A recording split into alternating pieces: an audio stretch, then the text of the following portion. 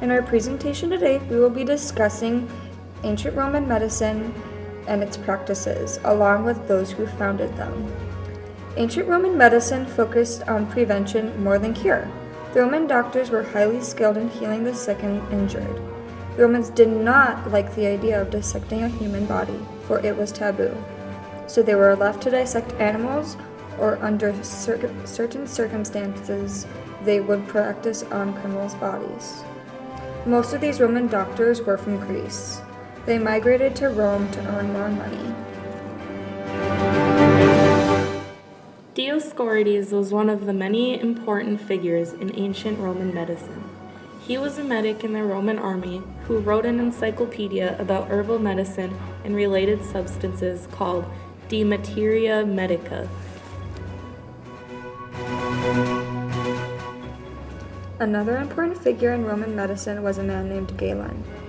He was a physician, surgeon, and philosopher who influenced the development of anatomy, physiology, pathology, and neurology. He was from Pergamum, which is now modern-day Turkey. Galen was interested in medicine from a very young age. Galen also said once that he never misdiagnosed a patient due to learning Greek practice of medicine. His father died when he was 19 and was left with a very big inheritance, so he moved to Alexandria. There, Galen launched his career in Roman medicine.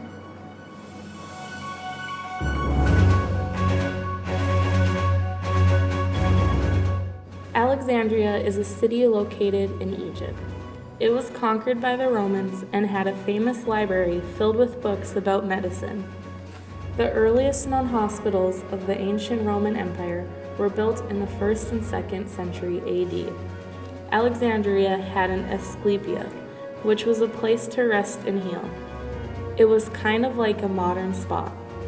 Healing was in the hands of the gods in ancient Roman medicine. They would pray and give offerings to Asclepius, the god of healing. Some of these offerings given were libations and statues of the body parts that may have been diseased or hurt. Along with all these other important figures, there was Hippocrates. Hippocrates is known as the father of modern-day medicine. He separated the study of medicine from philosophy. Hippocrates was really involved in the 4 humors, which were blood, phlegm, yellow bile, and black bile. His teachings gave the Romans an interest of medicine and the treatment of diseases. Disease was defined as the imbalance of humors. If there was an imbalance, the doctors would make a correction to bring the body back into balance. This may have been done by bloodletting, which is cutting an infected area and letting blood bleed from it. Many of our modern scientific discoveries were already known by the Romans. Roman doctors carried out over 130 surgical procedures, which are almost identical to the ones that are used today and taught to med students. For anesthesia, doctors would use opium and alcohol. They would clean the wounds with sponges soaked in wine. To clean the tools before a surgical procedure, they would sterilize the tools in a fire.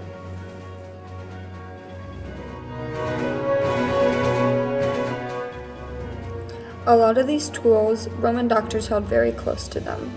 They would have them specially made and handcrafted personally for themselves. A Roman doctor would have one set of tools. Many times, these Roman doctors held their tools so close to them, they would have them buried with them. Most of these tools we know today highly resemble much of the modern tools used by doctors now. We know this mainly because of Pompeii. When Mount Vesuvius erupted, it preserved many of the medical tools. This allowed archaeologists to make careful observations between tools used now today and tools used back then.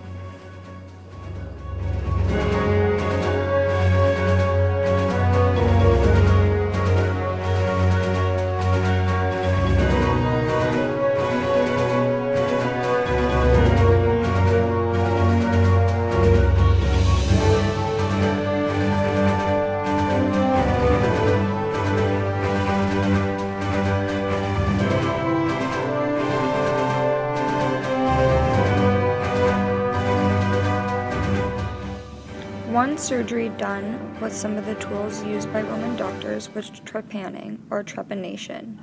Trepanation was the act of scraping or cutting a hole into the skull.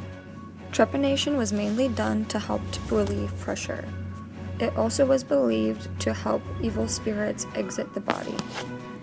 Evidence of trepanation has been found in ancient human remains. A neatly cut circle is mainly the evidence of the surgery. Surprisingly, many people back then survived this surgery. It was also said that the trepanation surgery would heal seizures due to epilepsy, migraines, and mental illness. Evidence also suggests that trepanation was a primitive emergency surgery. In the instance of a head injury, doctors would use trepanation to remove bits and pieces of a fractured skull. Injuries such as this were mainly seen in gladiatorial combat. Thus, doctors were highly needed and highly sought after.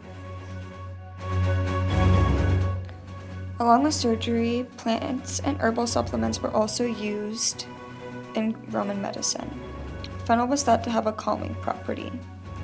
Alcopain was used to help digestion. Sage, although it had little medical value, it had great religious value. Garlic was believed to be beneficial for the health of the heart.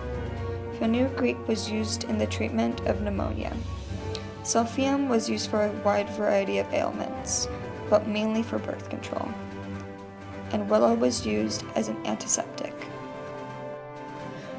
Furniture was also used a lot in Roman practices. Midwives would have their patients take a seat in a special birthing chair. This would help with the birthing process. Another piece of furniture used by Roman doctors was a Hippocratic table. Designed by Hippocrates, this table would help straighten out fractures and broken bones. This would be done by attaching leather straps to the hands and feet of a patient, slowly stretching the body out. There are many myths about ancient Roman medicine. One of the myths was that if you drink the blood of a dead gladiator, it would cure epilepsy. Another myth was that if you took blood from a diseased part of the body, it would cure them of disease.